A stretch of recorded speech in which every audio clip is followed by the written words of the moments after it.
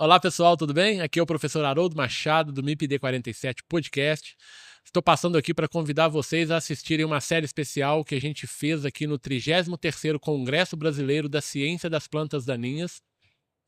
Nós fizemos uma série convidando aqui e recebendo vários pesquisadores da área de manejo integrado de plantas daninhas e com vários temas muito especiais. Nós discutimos aqui temas como ecofisiologia de plantas daninhas, ecologia de plantas daninhas, resistência de plantas daninhas a herbicidas, resistência de plantas daninhas em diferentes sistemas de produção, tecnologia de aplicação de herbicidas, ferramentas ômicas no manejo de plantas daninhas, enfim, são muitos os episódios, são muitos os temas importantes que a gente discutiu aqui. Então quero convidar vocês a ouvirem os episódios, a assistirem os episódios. Então os nossos episódios eles estão disponibilizados nas plataformas de áudio, que vocês já estão acostumados a assistir, a ouvir, e também podem assistir pelo YouTube. Nós estamos lá no canal do MIPD 47, tá? Então eu vou peço a vocês que assistam, que curtam, que compartilhem e que se inscrevam no canal do MIPD 47 e que façam esse podcast, que façam esses episódios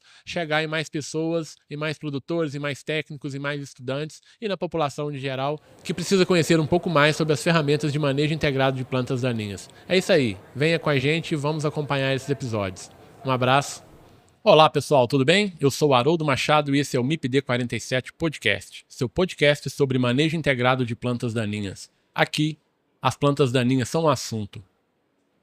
E nós estamos aqui direto do 33º Congresso Brasileiro da Ciência das Plantas Daninhas, em Campinas, em uma parceria com o Comitê de Ação de Resistência aos Herbicidas, o Agarac Brasil, com esse stand, né, com esse estúdio dentro do stand do Agarac, trazendo aqui então muitos conteúdos, né, muitos episódios aqui de temas relevantes que estão sendo discutidos aqui no Congresso, né, no 33º Congresso.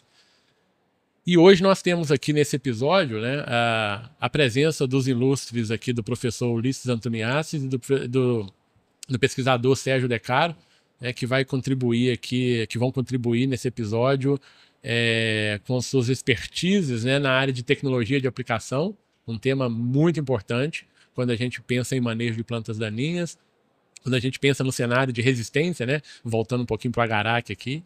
Então a tecnologia de aplicação é um tema de suma importância que a gente precisa discutir isso com mais profundidade. E lembrando, né, você que está ouvindo agora o podcast pelas plataformas, pelo streaming, né, pelos agregadores de podcast, nós estamos também lá no YouTube. Então vocês, além de ouvir, vocês podem nos ver também pelo YouTube. Então podem seguir lá o nosso canal no YouTube. Curta, compartilhem, né, dê o like, sigam e faça esse conteúdo chegar em mais gente, né, em mais pessoas aí para a gente difundir essa informação. Lembrando que o MIPD 47 ele tem o apoio do Comitê de Ação de a Resistência aos Herbicidas, o Agarac Brasil. Também tem o apoio do Método Sem Mato, do Grupo de Pesquisa em Plantas Daninhas e Pesticidas no Ambiente e da Pró-Reitoria de Extensão da Universidade Federal Rural do Rio de Janeiro. Bom, sem mais delongas, né, vamos tratar aqui do nosso tema, que é tecnologia de aplicação de herbicidas, e para isso eu estou aqui então com o professor Ulisses e com o pesquisador Sérgio. Nós vamos falar aqui basicamente, né, sobre os conceitos da tecnologia, sobre a importância disso dentro do nosso cenário. Mas antes eu queria que vocês, por favor, né, se apresentassem aí para os nossos telespectadores, para os nossos ouvintes. Quem é o professor Ulisses, né, professor? É até redundante, né? Mas quem não conhece o professor Ulisses, mas enfim, vamos manter o nosso protocolo. E depois, por favor, o Sérgio também se apresenta para os nossos ouvintes. Tá joia, muito obrigado pelo convite para participar. Eu estou bastante feliz de ter a oportunidade, né, em participando do evento aqui. Bom, eu sou Ulisses Antoniassi, eu sou professor lá da Faculdade de Ciências Agronômicas da Unesp, em Botucatu. Tem 38 anos que eu estou lá, sempre trabalhando com tecnologia de aplicação. E aí, dentro desse segmento, a gente tem, né, não só os laboratórios de pesquisa e a parte de ensino, mas a gente tem também um trabalho forte de formação na pós-graduação, né? Acho que faz tempo já que ultrapassou a marca de 60 dissertações e teses defendidas nessa área, né, nesses anos todos de orientação. Então é um negócio legal porque a gente vem num congresso como esse assim, a gente vai trombando com Exato. bastante gente, alguns já antigos, né? Meu primeiro orientado é da década de 1990, né? Então alguns já antigos no segmento, e é muito legal isso. Eu fiz a minha pós-graduação em Botucatu essa área de tecnologia de educação eu desenvolvi bastante quando tive a oportunidade de fazer o pós-doutorado na Inglaterra. Na época existia um instituto chamado Silson Research Institute lá, e isso abriu bastante o caminho, né? Quando eu voltei do pós-doutorado foi que realmente a gente conseguiu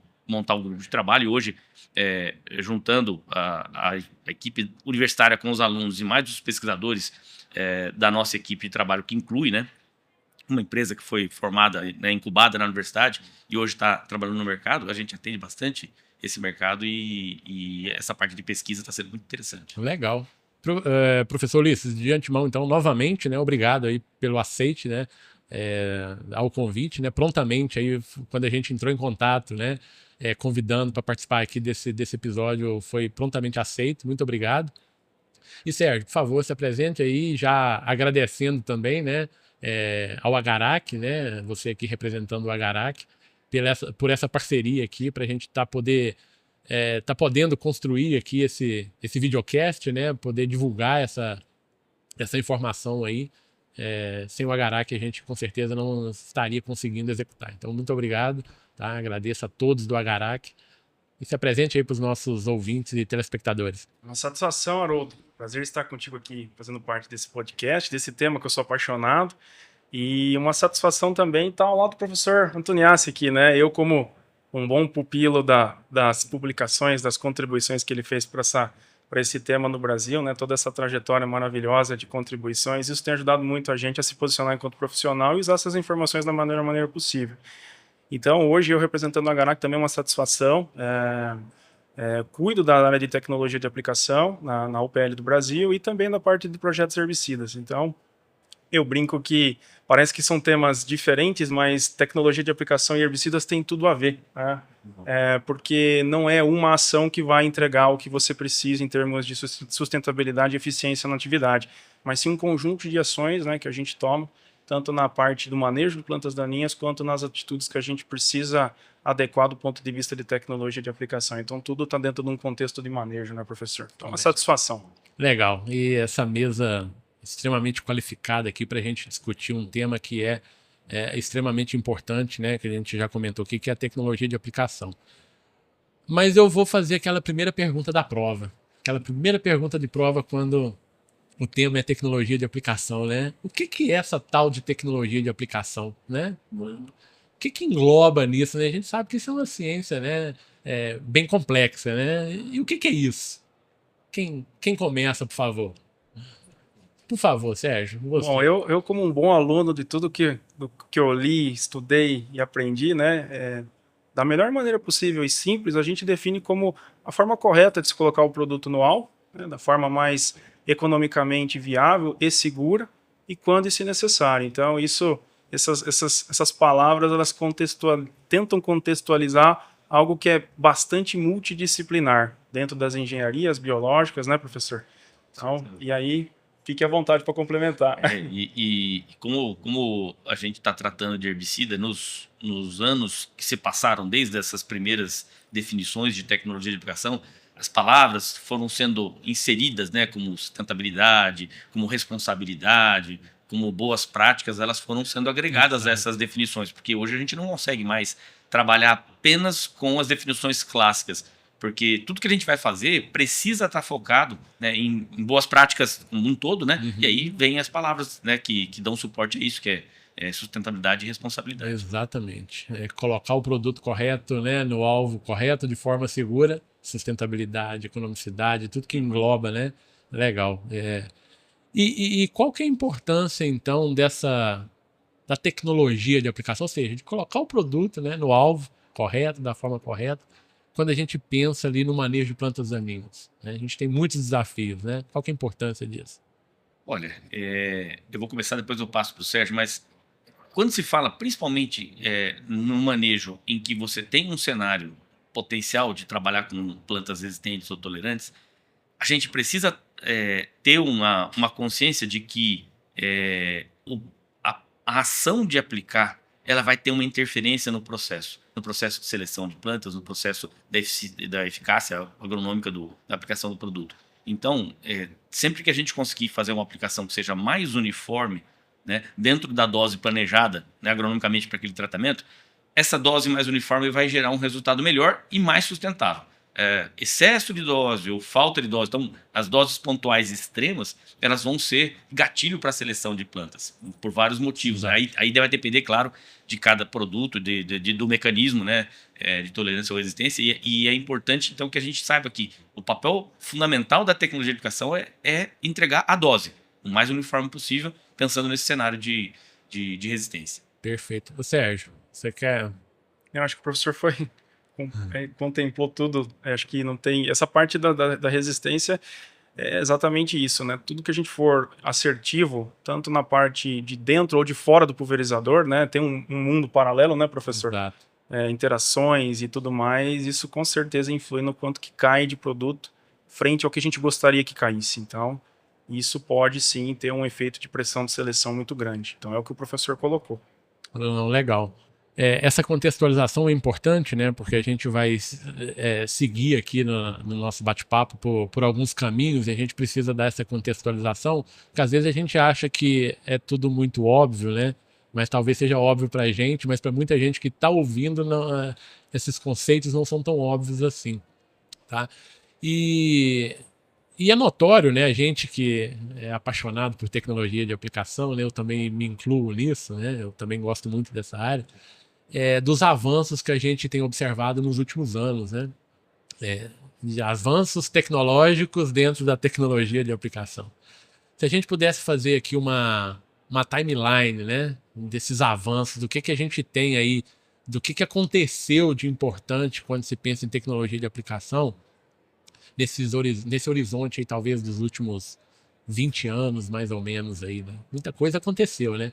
O que vocês poderiam elencar assim como que foi disruptivo, né? Que foi importante?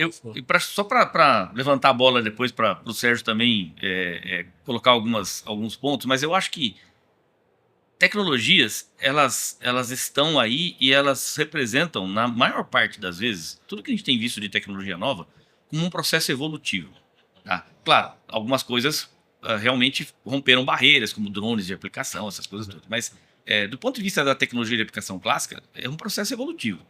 Então, hoje se fala muito em aplicação controlada por sensores, aplicação localizada, spot spraying, um monte de coisas relativas a isso, mas isso não é um lançamento de hoje. Eu trabalhei com isso há 25 anos atrás. Eu orientei tese, dissertação, então, mas evoluiu muito. Não, talvez naquela época fosse, de fato, uma tecnologia muito rudimentar para alcançar, de fato, né, o interesse do usuário, mas hoje, com a tecnologia evoluindo, a gente tem muito mais apelo. Mas o que a gente não tinha 25 anos atrás, que a gente tem hoje, é uma máquina fantástica de fazer extensão, de levar a informação. Não tem nenhuma empresa do agronegócio que produz e comercializa herbicida que não tem o seu programa de extensão, que vai levar a tecnologia de aplicação para o agricultor. Todas elas têm. Né? Todas elas têm, e isso não tinha 25 anos atrás. Então, essa barreira de quebrar a hegemonia da extensão pública que existia no final da década de 70, que era ineficiente e continua sendo até hoje, porque não tem recurso, e a empresa privada entrando nisso, isso foi realmente rompeu barreiras e a gente hoje tem mecanismos muito eficientes de levar a tecnologia. Então, aí o Sérgio tem experiência com isso, porque ele participou desses programas. Acho que são duas coisas importantes então, que você está falando aqui, né, professor? Uma é gerar tecnologia, né, e a gente tem feito isso com excelência, né, aqui no Brasil. E outra, né, que é levar essa tecnologia gerada até o produtor, até a ponta da cadeia. A insistência nessa, que tem que ser junto, por quê? Porque algumas tecnologias que hoje são reconhecidas pelo mercado como novidade, elas não são. Elas estão aí há 25, 30 anos. É que não tinha extensão para levar e não tinha tecnologia para ser adotada. O conceito existe. A primeira câmera para filmar a planta daninha, identificar a diferença entre folha larga e folha estreita e aplicar, é do ano 2000. Exato. 24 anos atrás. E hoje isso parece uma coisa, nossa, do outro mundo, um robozinho vai fazer. Não, isso tem há 25 anos atrás. Já tem 25 anos. Mas não tinha a ferramenta de extensão para levar isso, né, como tecnologia. E, obviamente, a gente melhorou. As facilidades de hoje também de executar, exatamente, né? De executar. Melhorou muito software, hardware, essas coisas todas. Mas você não consegue isolar o processo de extensão da informação com a informação técnica. Exato. Uma coisa sem a outra não caminha. Funciona. Sérgio, você... Eu acho que isso é tão verdadeiro, professor, que a máxima da nossa atuação é sempre convencer a pessoa do outro lado que com uma ponta de pulverização só, ela não consegue fazer a operação toda durante um ciclo. Então, como o professor bem colocou, eu acho que mais do que as tecnologias, é talvez a tecnologia de comunicar isso, né? Porque assim, muitas dessas tecnologias, elas trazem em algum grau um pouquinho de complexidade. E nós hoje, nós talvez não tenhamos ainda essa informação tão bem digerida para levar para o outro lado. Isso a gente conta muito com o apoio da instituição pública, as empresas estão tentando fazer isso também, mas essa paciência histórica de levar a informação, de já mostrar o que a gente já tem, ela é o que o professor falou.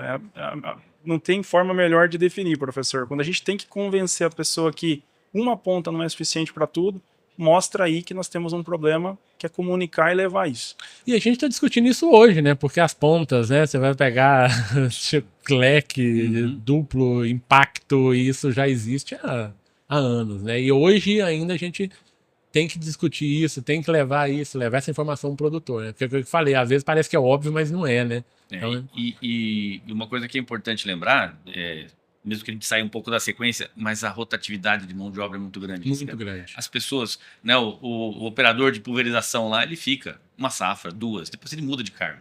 Então, todo dia tem gente nova chegando. Então, é um universo infinito de gente que tem que ser treinada todo dia. Exato. E aí a máquina pública não ia conseguir fazer isso mesmo. Por isso eu ressalto a importância.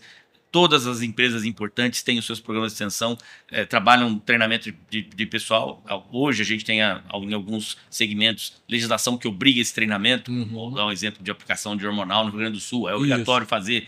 Maravilha. Então, isso acaba incentivando a entrada de mais gente. Mas se não fosse a máquina privada fazendo isso, a gente não teria tecnologia. E uma coisa legal também que você falou, professor, se a gente pegar o nicho, por exemplo, florestais, né, em que tem muita mão de obra ainda, muita aplicação com costal, né, algumas áreas, algumas empresas ainda utilizam muito isso. Essa parte de treinamento é fundamental, porque a rotatividade lá é muito maior. Grande. Às vezes você treina uma equipe uma semana, 15, 20 dias depois você volta, aquela equipe já é completamente diferente. Muda muito. O pessoal fica um pouco e já muda para outro cargo e vai. E aí, Exato. Então, realmente, treinamento, fazer essa informação chegar, ela é fundamental. E a gente ainda fala de cobertura, tamanho de gota, né? A gente ainda tem que ficar falando nisso, que é o básico, mas é o óbvio, mas tem que ser falado, né? Com certeza. E nesse sentido, aí vamos um pouquinho para a importância da tecnologia de aplicação, né? O que vocês julgam como sendo aí os principais desafios quando a gente pensa em tecnologia de aplicação no controle de plantas daninhas? Hoje, o que a gente tem? Vamos começar com o Sérgio aqui, depois eu deixo o professor. Bom, Haroldo, hoje, pela extensão territorial do Brasil, pela forma intensiva como a gente pratica a agricultura, o nosso contraponto sempre é a operação, né? A capacidade operacional versus os conceitos técnicos, agronômicos para se fazer aplicações seguras, de qualidade, minimizando erros e tudo mais. Então, hoje, talvez o maior desafio é tentar fazer tudo da melhor maneira possível, no menor espaço de tempo, considerando o parque de máquinas disponível para os grandes grupos e como o professor falou, para disponibilizar também de mão de obra. Exato. Então, isso, muitas das vezes, pode colocar em risco, né, essas questões de qualidade, de segurança. Então, esse é um ponto de atenção, esse equilíbrio entre o operacional e o agronômico. Esse, para mim, é o maior desafio em tudo, tá? Transcende modo de aplicação, equipamento, seja terrestre, aéreo. Então, essa sempre foi uma preocupação muito grande. E isso tem tudo a ver com o manejo de resistência, né? Porque qualquer erro pode, como o professor falou no começo, propiciar uma pressão maior de seleção. Sim. Então, é uma dose que às vezes não é Você planeja uma dose, mas não está aplicando aquela dose. Exato, Né? aplica no momento que não é oportuno do ponto de vista da meteorologia, com uma velocidade fora, com um tamanho de gota errado, às vezes não viu que acelerou, a gota ficou muito pequena, enfim, esse tipo de coisa. São desafios, realmente. Professor? Então, complementando, porque o timing de aplicação e as questões operacionais, elas se apertam muito porque a gente tem uma agricultura muito intensiva. O pessoal faz 1, 2, 3 safras, às vezes, em alguns lugares, né? E o ciclo das culturas ficaram apertados. Não tem entre safra mais. Não tem entre safra mais. Então, é dramático isso, com certeza. E aí você soma a esse processo de fazer rápido com as questões regulatórias. Então, hoje, a gente tem que adequar a tecnologia de aplicação e o uso correto e seguro dos produtos a uma série de protocolos. Hoje tudo tem que ser levado em consideração com relação à segurança, por exemplo, com risco de deriva, com faixa de segurança, com janelas específicas de aplicação, né? Para herbicida, por exemplo, alguns fabricantes recomendam a aplicação até no plantio, outros recomendam depois, né? Então, e às vezes é o mesmo produto em diferentes escalas, recomendadas em épocas diferentes, e aí você vai entender por quê, né? Aí você começa... E realmente essa questão regulatória, quer dizer, a necessidade de você seguir o regramento põe estresse na tecnologia de aplicação, porque toda hora você vai ter que lidar com alguma coisa assim, né? É um desafio, é um desafio bacana, é por isso que eu gosto, né, dessa área em especial. E aí a gente sempre fala, né, os produtos que a gente tem no mercado, eles são bons, né? Cada um para o seu fim, cada um com o seu posicionamento, né? Então, eu sempre falo, não existe produto ruim. E aí a gente sempre fala que o que pode ser ruim é como você aplica esse produto, né?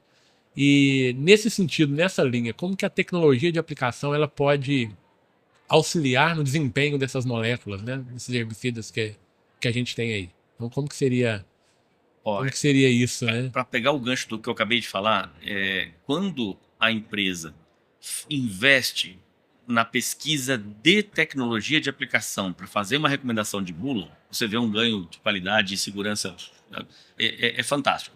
Quando a bula não tem esse cuidado, né? Porque a gente sabe que nem toda a bula é produzida com o mesmo cuidado nesse detalhe. Eu estou falando do posicionamento de tecnologia de aplicação na bula. Não é o posicionamento do produto, dose, época de aplicação. É como recomendar a tecnologia de aplicação. Isso faz muita diferença. Eu acho que esse é um ponto, né, puxando para o nosso lado, em que você tem muita diferença entre produtos que eram para ser iguais, mas que são posicionados de uma maneira melhor ou não, né, ou de uma maneira mais cuidadosa ou menos, né, nas suas bulas, e isso interfere lá. Você chamou a atenção num ponto bem importante, né, professor? Que realmente nas bulas não tem esse carinho especial com a tecnologia de aplicação. Algumas, né? Isso é um processo que está vindo. Acho que desde 2018 a gente trabalhava com o Andef, depois com a CropLife, com o Sindiveg. Tem até uma publicaçãozinha que a gente fez junto com o Fábio Cage, que hoje é do Sindiveg, né? Eu, o João Paulo Cunha de Uberlândia e o Fábio, a gente descrevendo como a tecnologia de aplicação tem que ser apresentada nas bulas. Exato. Isso circulou na indústria inteira. Isso foi um pouco antes da pandemia, né? E a gente vê as bulas hoje adaptadas para aquilo, mas ainda o mercado não está 100% maduro. Ainda é incipiente, né? Mas precisa avançar. Precisa, porque é o fundamental para você ter o uso correto e seguro do produto. Exato, exatamente. Sérgio, quer complementar essa parte aí dessa melhoria de eficácia dos produtos, pensando na tecnologia de aplicação? Esse ponto das bulas é fundamental. Essa adequação, salvo engano, professor, de 2017, da qual a gente eu me debrucei muito nesse documento para a gente poder fazer esses ajustes. Foi muito bom, foi um trabalho contínuo, né? Não termina, porque tem muito produto antigo e a gente vai reajustando e tudo mais. Mas bula é um documento oficial. E ali, tantos pontos da regulagem, do equipamento, como também outros cuidados mais da parte de meteorologia, ou mesmo do preparo da cauda, né? De novo, né? Eu vou voltar a falar do estrangulamento operacional que a gente tem. Se a gente fizer um paralelo de 20, 25 anos atrás, assumindo mudanças no que diz respeito à quantidade de produtos que a gente aplica hoje dentro de um tanque ou dentro de um hectare, versus a redução que a gente teve em quantidade de água aplicada por hectare, que é o que a gente chama de volume de aplicação, nós estamos facilmente chegar numa cifra de 10 vezes mais produto dentro de um mesmo tanque, dentro do mesmo pulverizador. Então isso tudo traz, né, uma demanda extra aí para o professor, para toda a instituição pública, que é entender essa dinâmica de produto dentro do tanque. Às vezes a gente tem uma formulação muito boa, um equipamento muito bom, tecnologias muito boas, mas na conjuntura do que a área demanda para ser usado em termos de produto, às vezes o resultado final não é o que a gente imaginava, ou sai um pouco do previsto em termos de qualidade, tanto da cauda, e aí impacta na questão da gota produzida pela ponta, e vira... Então tudo isso demanda tanto melhorias em bula, ajustes e tudo mais, como a continuidade da pesquisa, né, professor? Não pode parar, né? Uhum.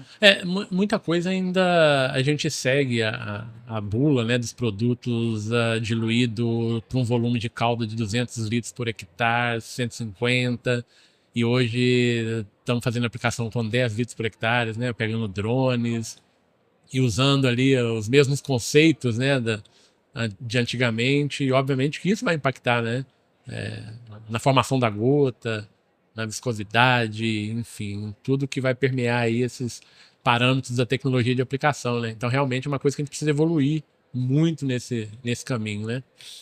E nesse sentido de evolução, eu queria perguntar aqui para vocês quais são as inovações aí mais recentes que vocês elencam aí na tecnologia de aplicação, né? Drone, sistemas de comando eletrônicos, o que a gente pode... Pessoal, estamos aqui. Aí dá pra gente ficar aqui... É um dia só para isso, né, professor? Muito do que a gente evoluiu de método de pesquisar ajudou a gente a entender as ferramentas tecnológicas. Então, na medida que a gente evoluiu de medir o espectro de gotas de um papelzinho hidrossensível para um analisador de partículas a laser, a quantidade de informação e a qualidade da informação. Quando a gente evoluiu para usar o túnel de vento, né, onde a gente pode simular uma velocidade de deslocamento, por exemplo, pensando em aplicação com drone ou aplicação aérea, né, muitos herbicidas são recomendados para aplicação aérea, né, uma enormidade recomendada para drone. E não tem jeito de você saber o tamanho real da gota se você não colocar o equipamento dentro do túnel e colocar um fluxo de ar. Porque não tem jeito. O negócio está lá com um rotor jogando 50 km por hora de vento. Muda tudo.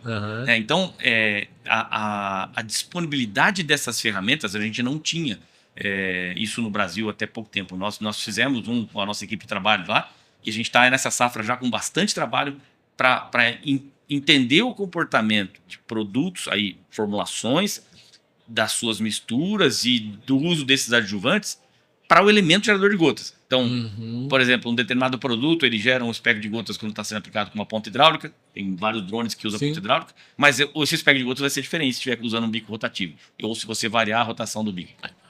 Até uma evolução, né, professor? Você está falando aqui de drone com pontas hidráulicas, agora a gente já tem uma tendência, né, dos drones com rotativos. Então... E aí você vê, por exemplo, a inovação para o público é o drone.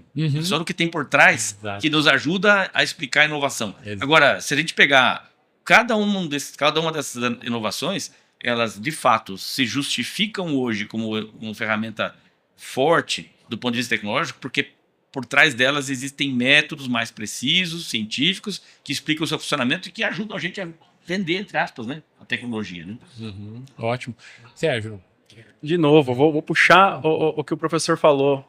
Muito do que o professor acabou de mencionar são tecnologias que já existem, mas a gente não tinha como quantificar de uma maneira tão precisa, e as metodologias trazem isso à luz e ajudam, novamente lá, professor, a levar isso para o campo de uma forma mais palatável. De novo, né, nós estamos falando talvez de coisas que já existam, tecnologias que não são tão novas, mas que hoje a gente melhora as maneiras de entender, interpretar, digerir e levar essa informação de forma mais aceitável para o nosso público final.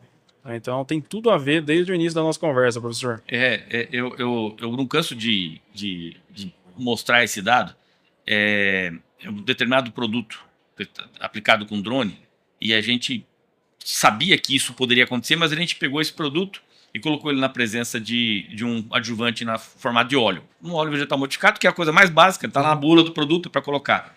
Aí você colocava a ponta de indução de ar, por exemplo, recomendada para o drone T10 ou MG1P, lá, um drone com ponta hidráulica. aí o óleo aumenta o tamanho da gota, se torna um redutor de deriva fantástico.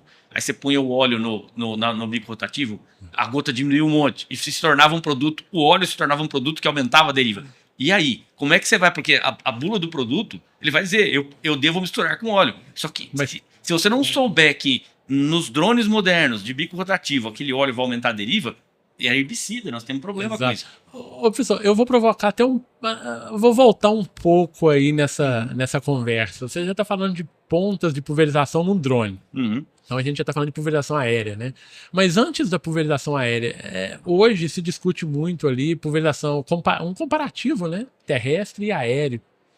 Muito se fala, a gente está usando os mesmos conceitos de aplicação terrestre na aérea e não é o ideal. Como que a gente está evoluindo nesse caminho, né? O que a gente, se a gente pudesse falar assim, não, terrestre está consolidado, aéreo, em especial o drone, a gente está avançando. Tem essa correlação? Vamos ver se o Sérgio... Porque o Sérgio está na indústria, né? E isso é um desafio muito pesado para a indústria, porque a indústria desenvolve produtos, desenvolve a técnica de aplicação, avalia, coloca na bula, e o usuário vai lá e reduz o volume de cálculo. Exato. Tá certo? Então, não tem como evitar isso, né? É dramático isso. Então, Sérgio, é interessante a tua experiência de pesquisa dentro da indústria para suplantar esses desafios, porque todo dia alguém deve questionar vocês, né? Olha, a nossa bula do produto fala aplicar 100 litros por hectare, mas lá na fazenda tal, eles estão aplicando com 30 litros. Como Exato, como fica? Bom ponto, professor. Na indústria, creio que todas partiram da mesma estratégia de assumir alguns intervalos de segurança, umas faixas de segurança. Então, por exemplo, todo produto novo, falo pela empresa em a qual trabalho, a ser registrado aqui no Brasil, antes mesmo de ser testado, a gente valida a qualidade dessa formulação. Primeiro, conseguimos aplicar no volume de aplicação de 50 litros, que é uma mediona aí, vai? Mistura com os principais parceiros daquele momento, daquela aplicação, seja um outro herbicida que vai entrar junto, vai espumar, vai entupir um bico, vai... Então, assim, professor, a gente tenta trabalhar com uma certa margem de segurança. E na bula a gente joga um pouco mais de segurança, porque a gente sabe que lá no campo, né, não vão seguir à risca aquilo, mas dentro dos nossos testes, passou pela prova de fogo, vamos pensar assim, né? E a gente simula. Então, ó, a situação de aplicação terrestre, vamos assumir 50 litros. Da aplicação aérea, 10. Então, para cada modalidade de aplicação, a gente assume um critério de teste de validação desse produto. Se passa por isso, Haroldo, a gente se sente confortável e seguro de posicionar ele comercialmente, tá? Perfeito. Então, é uma das maneiras, mas isso a gente está em constante discussão sempre como melhorar, né? Porque não conseguimos atender 100% dos pontos, né? Mas deixa eu te provocar. Você está falando de novos produtos, que vocês já estão, obviamente, pensando nessa modalidade de uso que é realidade, né? Tô pensando em drone, 20 litros, 10, 20, 30 litros por hectare, enfim. Mas a gente vê também que tem muitos produtos sendo aplicados, são aqueles produtos mais antiguinhos, digamos assim, que não tem essa previsão, né? Que não tem, talvez, esses estudos. Isso tá sendo... Vocês estão observando isso em campo? De forma retroativa, tem a parte das adequações de bula, que a gente tenta fazer também, e tem a parte da extensão, né?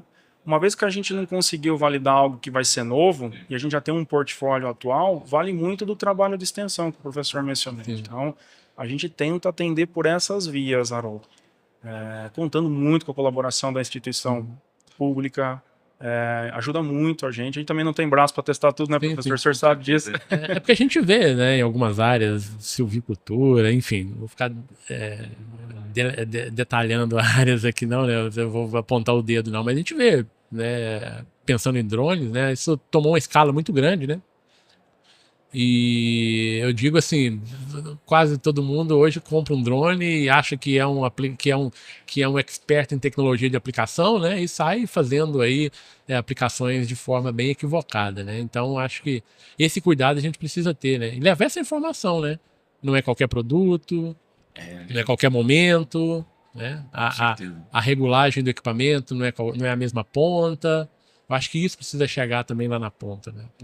Não na ponta de aplicação, né? Mas na ponta da cadeia, do né? usuário, né? Do usuário. É muito interessante nesse sentido que você está falando, porque eu participei de algumas pesquisas onde produtos que tradicionalmente eram recomendados para aplicação aérea, pensando já que a gente está falando de drone, né? A portaria 298 colocou, né, a equivalência de aplicação tripulada e não tripulada, então a bula do avião convencional serve para o drone. E aí você vai lá e a bula do avião está lá com de 20 a 40 litros por hectare para aplicação. E, obviamente, o pessoal do drone, eles começaram o mercado com 10. Né? E aí, né? Então, eu participei de pesquisas, por exemplo, onde herbicidas, esse exemplo é um herbicida para arroz, onde arroz, a aplicação aérea é muito importante, né? Esse herbicida para arroz, para o aéreo, foi mantido na sua bula original 10 litros por hectare e para drone foi posicionado a 20. Porque com 10 no drone não estava dando performance o produto. Entendi. Então a empresa bancou esse revés, entre aspas, né, da tecnologia, mas puxa vida, o drone, a gente quer aplicar com 10. Bom, tá aqui na bula. Com 10, não, é com 20. Porque com 20 o produto funciona. Então, é aí que eu falo que precisa ter, a indústria tem que fazer a pesquisa de validação. De fato, nem toda recomendação de aplicação aérea convencional atende o cenário de drone. É difícil para quem não está vendo a aplicação, mas na realidade o drone ele se desloca numa velocidade de aplicação terrestre. É 15 a 20, 25 km por hora, ou seja, velocidade de máquina de barra. Né? Mas ele aplica em altura maior do que o aéreo. Porque um avião convencional aplica 5 metros. Os drones hoje aplicam 8, 10 metros. Então, a gente tem um desafio enorme nisso. Porque se eu posiciono a tecnologia igual ao do avião, eu posso ter muito mais deriva do que esperado, né? Porque eu estou aplicando mais alto. Exato. Né? Então, assim, precisa mesmo que a tecnologia seja refinada. Ao ponto de que, isso é uma coisa que eu, né, pessoalmente defendo, que a aplicação de drone seja uma modalidade à parte, não um equipamento a mais de aplicação aérea, mas que drone seja uma modalidade. Tem terrestre, tem aéreo, tem drone. Eu concordo. O drone é um outro universo. É um outro universo. E a gente poderia ficar aqui mais um dia conversando sobre isso, mas realmente eu concordo. Sérgio, alguma observação? 100% de acordo. 100% são coisas diferentes. Não tenha dúvida disso. Não tenho dúvida. A normativa foi muito feliz na oportunidade em abrir o mercado, porque todo mundo aplicava sem uma base legal. Então, ao fazer isso, o Ministério da Agricultura deu um checkmate, assim, ó, viu? Pode aplicar, tá legal. E colocou na portaria que, salvo, né, que deixou aberto para que as empresas fizessem recomendações específicas para os drones. Ela não fechou que tem que ser igual ao do aéreo. Mas você pode colocar uma recomendação específica. E isso, na medida que a evolução das normativas ocorra nos próximos anos, vai levar a uma obrigatoriedade das empresas, então, posicionar o drone com informação específica. Então, eu acredito que dentro de um tempo, né, isso já está sendo informado pelo Ministério da Agricultura, a portaria muda e vão colocar um prazo, e a partir daí, que se você quiser aplicar com drone, a sua bula tem que ter informação de drone. Exato. Eu acho que é uma evolução inevitável, né? Acho que é inevitável que a gente vai seguir. Bom, pessoal, nosso tempo, ele passa muito rápido quando a conversa é boa, né? A gente já está chegando aqui ao final do episódio, mas eu ainda quero fazer mais uma pergunta para vocês, tá? Pensando em futuro, né? Como que vocês conseguem observar aí, o que vocês esperam aí dessa nossa área aí, vou chamar nossa, né? Que eu me incluo, da tecnologia de aplicação, o que a gente pode esperar para os próximos anos aí em termos de tecnologia?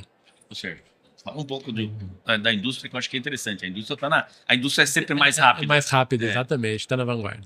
Eu creio que os programas de extensão associados com algumas linhas de pesquisa nova que não existiam, tecnologia de aplicação nas empresas, salvo alguns casos muito específicos, eram áreas que não existiam. Essas áreas passaram a existir a partir dos anos 2000, vamos chamar assim, né? De uma maneira bastante tímida. Essas áreas começaram a ganhar mais investimento, então vai dar mais robustez na recomendação, na qualidade da informação gerada, e esse investimento também associado às parcerias público e privadas com empresas que fazem disso como no seu dia a dia, no sentido de estudar a tecnologia de aplicação mesmo. Então, eu vejo assim, as empresas elas olham isso muito também sob o pilar do ESG, a sustentabilidade que a gente tem hoje dentro dos nossos DNAs das empresas, elas acabam que, inevitavelmente, obrigando a gente a levar uma informação de qualidade. Não basta ter só o produto. Se a gente não aplicar da maneira correta, esse produto não sobrevive por mais do que 1, 2 anos. A gente já viu isso. Tem N casos. Esse é um dos mantras que a gente sempre fala, né? Não adianta você ter o melhor produto se você não aplica esse produto de forma correta. E a outra faceta também é verdadeira, né? No que foge ao produto em si, mas que entra na esfera das máquinas, dos equipamentos. Uma coisa não sobrevive sem a outra. Exato. E, assustadoramente, a gente não vê muito desse engajamento entre empresas de máquinas com empresas de produto. Talvez agora a gente vê um pouco mais nos últimos anos, mas isso não existia, né, professor? Não. E esse hiato, ele levava a erros no campo, porque o produtor muitas das vezes via algo desenvolvido pelas empresas de produto que não tinha adequação para a máquina, ou vice-versa. Então, hoje, eu acho que as empresas, recapitulando, né, programas de extensão, maior investimento em tecnologia de aplicação, uma comunicação mais aberta, tanto para quem está do outro lado usando o produto, como para quem desenvolve as máquinas, isso tudo traz grandes chances da gente ter aplicações mais sustentáveis e seguras. E tem o último fator para finalizar minha fala, que é, eu acredito muito, tenho um otimismo muito grande com relação a essa nova geração que está vindo aí. Essa geração mais tecnificada, vamos pensar assim, tanto os Zs quanto os alfas, hein? Então, essa galera, eu acho, professor, que eles vão ter uma facilidade maior de abraçar essa parte tecnificada aí da aplicação de produtos e, quem sabe, quebrar um pouco, acelerar um pouco essa barreira, né? É o digital, né? É a galera digital. É importantíssimo isso, porque muitas das tecnologias que hoje estão conseguindo algum espaço, elas falharam 20 anos atrás, porque não tinha essa cultura digital, não tinha informação. Então, hoje, nós temos todo um cenário que permite que, né, eu acredito que isso vai acontecer em pouquíssimo tempo, que a bula de um produto seja uma coisa online. Puxa vida, a bula do remédio eu consulto no celular. Exato. Inclusive, alguns remédios já não vem mais com bula impressa. Né? Não tem mais. O Ministério da Saúde permite que os remédios sem receita obrigatória venham com a informação no site onde está a bula. Uhum. Ou um QR Code para você abrir. Você acha que a gente vai migrar para... Tem que migrar, porque a recomendação do produto ela precisa ser online frente à tecnologia mais avançada para aquele dia. Exato. Porque se eu descubro hoje uma forma melhor de fazer, no cenário de 15 anos atrás, essa descoberta levava anos para chegar no usuário. Hoje, ela tem que chegar no dia seguinte. O cenário nosso hoje é tudo online, é instantâneo. Né? Então, a informação, ela é... Aí eu acho que nós temos tecnologias que vão ter sucesso, porque elas vão ter esse respaldo da informação que a gente não tinha no passado. Exato. Perfeito. Bom, pessoal, a gente está chegando aqui ao final do nosso episódio. Quero agradecer enormemente ao professor Ulisses, ao Sérgio pela participação aqui no nosso episódio, esse podcast. E para encerrar, eu queria que vocês fizessem, né, aí cada um a sua consideração aí sobre esse tema tão importante que é a tecnologia de aplicação. Só para a gente amarrar aqui e encerrar esse nosso episódio. Por favor, professor. Você, Sérgio? Isso. Por ordem de idade aqui, eu defino aqui, os mais novos primeiro. Pessoal, quem está nos ouvindo, busquem informação, busquem um amparo técnico. Eu acho que hoje a informação ela é democratizada. Acabamos de falar disso aqui, bula, né? Então, a informação ela é disponível e ela é gratuita. Então, busquem essas informações. Muito está na bula dos produtos já em si, né? Enfim, se dediquem a essas áreas, né? Acho que quebrem o tabu do agro. O agro é tech demais, muito mais do que a gente imagina. Essa informação é importante. E vou dizer assim, a gente daqui da iniciativa privada, nas empresas, a gente recebe muita gente fora do Brasil. Então, a mensagem final aqui, a agricultura brasileira é a mais tecnificada do mundo inteiro. Eu não tenho dúvida nenhuma disso. Então, para quem é mais jovem, para quem está entrando no mercado de trabalho e está nessa área, vocês estão no caminho certo, vocês estão na área certa. Então, aproveitem, se profissionalizem, né, que o futuro é muito promissor para todos vocês. Você falou uma coisa muito importante, antes de passar a palavra ao professor, eu acho que é comunicar com a sociedade, a parte da tecnologia de aplicação, né? A gente vê muito preconceito, né? O pessoal vê um avião fazendo uma aplicação, ou vê um drone, isso já causa um impacto negativo para a sociedade muito grande. E a gente tem tecnologia, né, para aplicar de forma correta. Então acho que você tocou num ponto muito importante, Sérgio, que é levar essa informação para a sociedade, não só para o agro, mas para fora do agro também, né, levar isso e falar, ó, nós somos bons, nós fazemos as coisas certas e com maestria, né? Acho que bem colocado. Professor? Então, eu pegando o gancho do que o Sérgio falou, essa geração que está entrando agora, são pessoas que já vêm com essa cultura da comunicação, do online, também precisa se capacitar para fazer as coisas dentro do conceito de responsabilidade e sustentabilidade. Por quê? Da mesma forma que tem muita informação legal, tem muita informação que leva você a pacotes tecnológicos mirabolantes que vão fazer você ganhar muito dinheiro em pouco tempo, e a gente sabe que isso não existe. Não existe, né? né? E na tecnologia de educação é a mesma coisa. Eu canso de dizer, né, tem um determinado pesquisador que ele vem uma vez por ano aqui no Brasil, ele é de fora, dá 3 ou 4 palestras, faz uma bagunça lascada, e a gente leva 1 ano para corrigir o que ele faz aqui. Porque ele vem e fala tudo errado, mas ele fala muitas vezes o que o agricultor quer ouvir. Não, você pode misturar tudo, você pode aplicar tudo com 1 litro por hectare, isso tudo é bobagem, e aí termina a palestra, ele pega o avião e vai embora. E aí fica 1 ano. E desconstruir isso não é fácil. É difícil desconstruir isso. Então, essa geração também tem que ficar com o olho na tecnologia, mas com o olho na sustentabilidade, porque senão a gente não vai ter outra geração para frente. Exatamente. Não, muito obrigado. Professor, quem quiser acompanhar os trabalhos, tem algum site? Sim, onde agroefetiva.com.br, perfeito. Sérgio, Agarac. Agarac, lá no Google, vocês vão entrar no nosso site, vocês vão encontrar muita informação interessante sobre manejo de resistência, os mecanismos de ação dos herbicidas, né, que eu acho que já a boa parte da sociedade já conhece, né, é uma contribuição do Agarac, então sinta-se à vontade para acessar nossas páginas, mandar e-mail, comentários para a gente, vai ser uma alegria. Só lembrando aqui que o site do Agarac é o harc-br.org, né? Quem quiser alguma informação, entra lá no site do Agarac. E novamente, muito obrigado, professor Ulisses, muito obrigado ao Sérgio, obrigado ao Agarac aí pela parceria, né, nesse projeto. A gente encerra por aqui, agradecendo. E a vocês, meus ouvintes, né, um abraço e até o próximo episódio do MIPD 47 Podcast.